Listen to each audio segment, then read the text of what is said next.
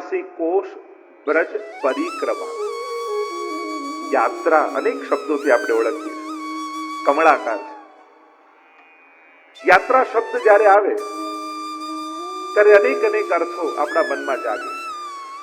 કારણ કે જેમ ભક્તિ માર્ગમાં જપની મહત્તા છે, સેવાની મહત્તા છે, યજ્ઞ યાગાદિઓની હિન્દુ ધર્મમાં મહત્તા છે, એમ હિન્દુ ધર્મમાં આધ્યાત્મિક માર્ગમાં જેને આગળ વધવું છે એના માટે યાત્રાનું પણ એટલું જ મહત્વ. ખૂબ પ્રધાનતા હિન્દુ ધર્મમાં યાત્રાઓની કહેવાય છે. કારણ આપણે ત્યાં ભૂમિની મહત્તા છે. જે ભૂમિનો તમે આશ્રય કરો, કારણ કે આપણે ત્યાં ભૂમિ પણ સાત્વિક, રાજસ અને તામસ પ્રકારની કહેવાય છે. અને જે ભૂમિનો આશ્રય કરો એવું મન તમારું બને, એવી તમારા મંત્ર જાપ સાધનાની સિદ્ધિ થાય. અને એટલા માટે યાત્રાની વિશેષતા આપણે ત્યાં કહી. સંસ્કૃતમાં યા ધાતુ એટલે જવાના અર્થમાં જવું. સંસ્કૃતમાં યાત્રા શબ્દની વ્યાખ્યા જ કરી, યાત્રી ધાતુમ આત્માનમ ઇતિ યાત્રા. જે આત્મા તરફ જવું એ યાત્રા છે. યાત્રામાં પણ બે પ્રકાર આપણે ત્યાં કયા. ઘણી જગ્યાએ યાત્રા શબ્દ સાંભળીએ, પણ જ્યારે વ્રજમાં જઈએ તો આપણે એક બીજો શબ્દ બોલતા હોઈએ છીએ, એ છે પરિક્રમા. તો થાય કે યાત્રા અને પરિક્રમા એક જ, એમાં ભેદ શું? યાત્રાનો અર્થ થાય ઘરથી તીર્થ તરફ જવું, તીર્થાટન કરવું, તીર્થમાં નિવાસ કરવો, આ બધાને કહેવાય યાત્રા. એમ તો એક અપભ્રંશ આપણે જાત્રા કહીએ અને લોકો આમ લૌકિકમાં આમ બોલે વ્યવહારિક ભાષામાં કે ત્રાસ વેઠવાની ત્રેવડ હોય તો જા, એને કહેવાય જાત્રા. કે તારી બધી તૈયારી હોય, દરેક પ્રકારના કષ્ટોને સહન કરવાની તો જજે, પણ ત્યાં જઈને સુવિધા ગોતવા જઈશ તો સુવિધા મળશે પણ કદાચ કૃષ્ણ નાય મળે, ભગવાન નાય મળે.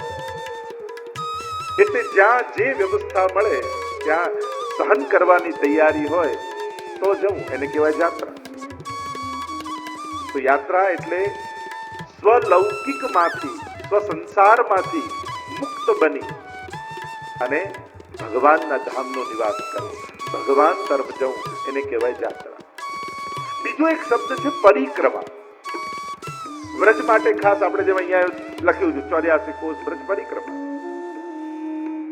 પરિક્રમાનો અર્થ થાય જેની યાત્રા તમે કરવા ગયા છો એને પોતાના જમણા હાથ તરફ રાખી અને વર્તુળાકારે ફરવું, એને કહેવાય પરિક્રમા. તમે ગિરિરાજજી આદિની કરો પરિક્રમા, વ્રજની પણ પરિક્રમા કહેવાય છે, કારણ કે વ્રજ કમળાકાર છે. એટલે જો વ્રજયાત્રા પણ ઉપડે, મથુરાથી શરૂ થાય અને પાછી છેલ્લે ગોકુળથી મથુરા આવી, ગોળાકાર છે વ્રજ, છે ને કમળાકાર છે. અને એટલા માટે વ્રજ યાત્રા એમ શબ્દ કહીએ, પણ જ્યારે પણ આપણે જે પરિક્રમામાં ગયા એમ કહીએ. તમે બદ્રીનાથ જાઓ તો એમ નથી કે બદ્રીનાથની પરિક્રમા કરવા ગયા, તમે કેદારનાથ જાઓ તો એમ નથી કેદારનાથની પરિક્રમા. પરિક્રમા શબ્દ વિશેષ રૂપે વ્રજ માટે વપરાય છે. વ્રજ પરિક્રમા, તમે પરિક્રમામાં જવાના છો, આપણે સહજમાં પૂછતા હોય, કારણ કે આ યાત્રા તો છે પણ એની સાથે પરિક્રમા પણ છે. તમે ગિરિરાજજીની પરિક્રમા કરો છો અને એટલા માટે જ્યારે પણ તમે ફરો છો ત્યારે ગિરિરાજજી તમારા જમણા હાથ તરફ રહે. તમે જોજો મુખારવિંદ પર દંડવત કરી અને દંડવતી શિલા તરફથી તમે આગળ વધો છો, એટલે આખા ગિરિરાજજીની પરિક્રમા કરો તો ગિરિરાજજી તમારા જમણા હાથ તરફ. તો આ પરિક્રમા તમે પૂજા આદિમાં પણ તમે જોશો તો પરિક્રમા કરતા હો તો જે સ્વરૂપની પરિક્રમા કરો એ તમારા જમણા હાથ તરફ, અને જમણા હાથ તરફ રાખી ગોળ ફરવું, એને કહેવાય પરિક્રમા. અને વ્રજ માટે પરિક્રમા શબ્દ એટલા માટે વપરાય છે કારણ કે વ્રજ વર્તુળાકાર છે, કમળાકાર છે, અને એટલા માટે વ્રજ પરિક્રમા શબ્દ કહેવાય. અને વ્રજ માટે પરિક્રમાના પણ બે ભેદ, જે શબ્દ પ્રાય પુષ્ટિમાર્ગી વૈષ્ણવ સાંભળતા હોય, જાણતા હોય. આપણે કહીએ ને લીલી પરિક્રમા કરવા જાઓ છો, વ્રજયાત્રા માટે એક બીજો શબ્દ છે લીલી પરિક્રમા ઉપડવાની છે અને અમે જવાના છે. તો પરિક્રમા પણ બે પ્રકારની, લીલી પરિક્રમા અને સૂકી પરિક્રમા. વ્રજયાત્રાના અનેક શબ્દોથી આપણે ઓળખી, વનયાત્રા કે વ્રજયાત્રા કે લીલી પરિક્રમા, અથવા એક લખી આધિદૈવિક વ્રજયાત્રા, એવું પણ તમને પત્રિકામાં જોવા મળે. એની પણ આગળ આપણે ચર્ચા કરી. અંગ પરિક્રમા લીલી અને સૂકી તો ખરી, પણ આધિ ભૌતિક, આધ્યાત્મિક અને આધિ દૈવિક, આ 3 પ્રકારની પણ કહેવાય. લીલી પરિક્રમા એને કહેવાય કારણ કે જ્યારે પ્રાય આજ સુધીની પરંપરા એવી ચાલે છે આપણે ત્યાં કે લીલી પરિક્રમા એટલે ભાદરવા વદી એકાદશીથી જે શરૂ થાય નિયમ લઈને વિશ્રામ ઘાટે અને છેક આસો વદ આઠમ સુધી જે ચાલે એને લીલી પરિક્રમા કહેતા હોય. પ્રાચીન પરંપરા એવી છે કે લગભગ દાન એકાદશી આદિનો દિવસ આવે અને ત્યારથી વ્રજયાત્રા આદિ શરૂ થતી હોય, એની આસપાસથી નિયમ લેવાય. એ જે યાત્રા અધ્યક્ષ હોય એ નક્કી કરે અને એની આસપાસના દિવસોથી, કારણ કે વર્ષા ઋતુ આદિ ધીમે ધીમે પૂરી થવા આવી હોય અને ચારે બાજુ લીલોતરી વ્યાપી ગઈ હોય અને એટલા માટે એ દરમિયાન જે પરિક્રમા ઉઠે એને લીલી પરિક્રમા કહીએ છીએ. અને બીજી એક પરિક્રમાનો પ્રકાર આપણે ત્યાં વ્રજ પરંપરામાં છે અને એ છે ફાગણ મહિનામાં ઉઠતી હોય. તમે હોરી ખેલ આદિના દિવસોમાં જાઓ ને તો ત્યાં વૃંદાવનની પરિક્રમા ચાલતી હોય, ફાગણ માસમાં પણ પરિક્રમા થતી હોય, એને સૂકી પરિક્રમા કહેવાય. તો આમ પરિક્રમાના પણ 2 ભેદ આપણે જોઈ શકીએ, લીલી પરિક્રમા અને સૂકી પરિક્રમા. આપણે તો હવે ભાદરવો મહિનો આજે નજીક છે એટલે આપણે તો લીલી જ માની. એ 40 દિવસની આખો પ્રકાર આપણે ત્યાં જે 40 દિવસની પણ વિશેષતા છે. તમે જોવા જાઓ તો ખેલના દિવસો 40 છે, 41 પદમાં એમ જો તો 40 પદ અને 41મો અને 13મો શિક્ષાપત્રમાં પણ 40 અને પછી 41. આપણે ત્યાં 40ની પણ વિશેષતા છે.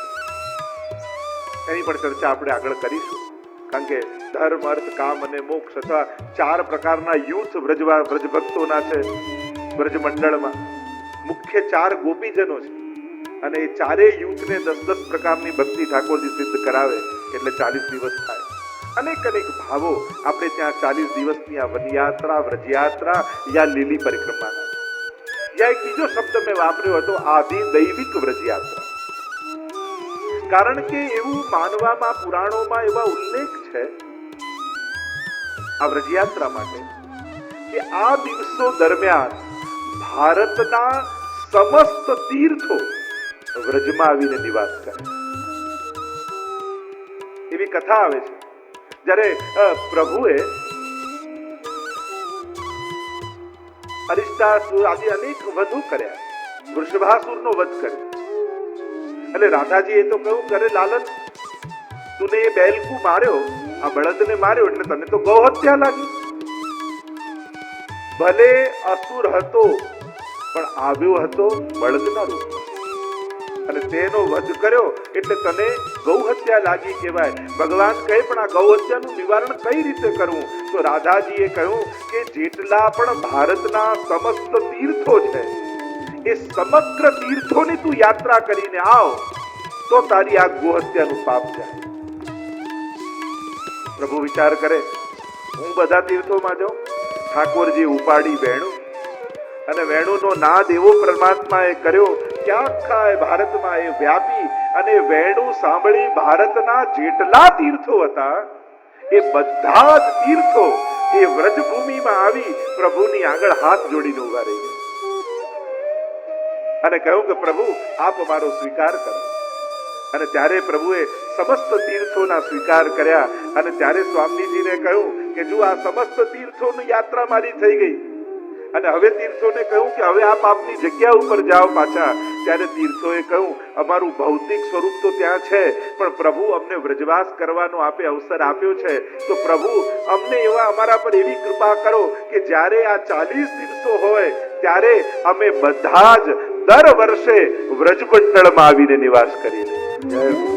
અને પ્રભુએ ત્યારે આશીર્વાદ આપ્યા અને કહેવાય છે કે આ લીલી પરિક્રમા દરમિયાન સમસ્ત તીર્થો વ્રજમંડળમાં આવીને નિવાસ કરે.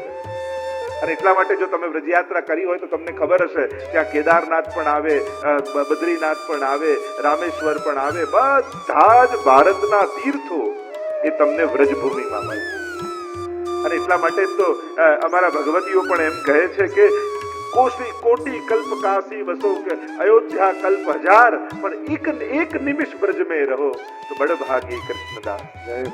કે કોટી કલ્પ કાશી વસી જાઓ અને હજારો કલ્પ અયોધ્યામાં રહી જાઓ, પણ એક નિમિષ આંખનો પલકારો થાય એટલી વાર પણ જો કોઈ વ્રજમાં રહે ને તો ઠાકોરજી એના પર ચોક્કસ કૃપા કરી દે। તો આપણે બધા તો એવા ભાગ્યશાળી છીએ કે રોજ 7-7 દિવસ, રોજ 4-4 કલાક વ્રજભૂમિના સાનિધ્યમાં બેસવાના, એવું સૌભાગ્ય આપણને પ્રાપ્ત થાય।